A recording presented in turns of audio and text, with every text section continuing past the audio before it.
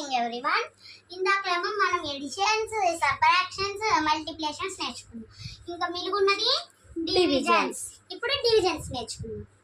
Division ఎట్లా అంటే 14 division అంటే ఇట్లా ఈ షేపుగా ఉన్నది గుర్తుపెట్టుకోండి.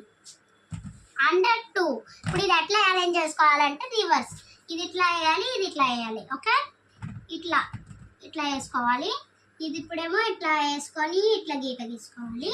14 కూడా వేసుకొని ఇది కూడా ఇట్లా చెప్పాలి.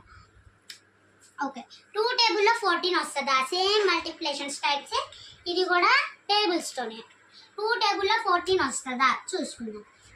2 1s 2, 2 2s 4, 2 3s 6, 2 4s 8, 2 5s 10, 2 6s 12, 2 7s 14 వచ్చింది కదా. 14 ఇక్కడ వేసుకోకూడదు, డైరెక్ట్గా ఇక్కడ వేయాలి.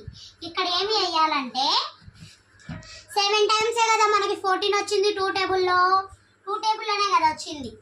అదే కదా 7 టేబుల్లో కూడా వస్తుంది. అది కూడా చెప్తా. ఇప్పుడు 14 వచ్చింది కాబట్టి ఆ 14 ఎన్ని టైమ్స్ వచ్చింది? 7 టైమ్స్. ఆ 7ని ఇక్కడ వేసుకోవాలి. మళ్ళీ ఇప్పుడు ఇక్కడ సబ్ట్రాక్షన్ వస్తుంది. ఇట్లా తీసుకొని 4లో నుంచి 4 క్లోజ్ చేస్తే 0 అండ్ 1లో నుంచి 1 క్లోజ్ చేస్తే 0. Answer is 0.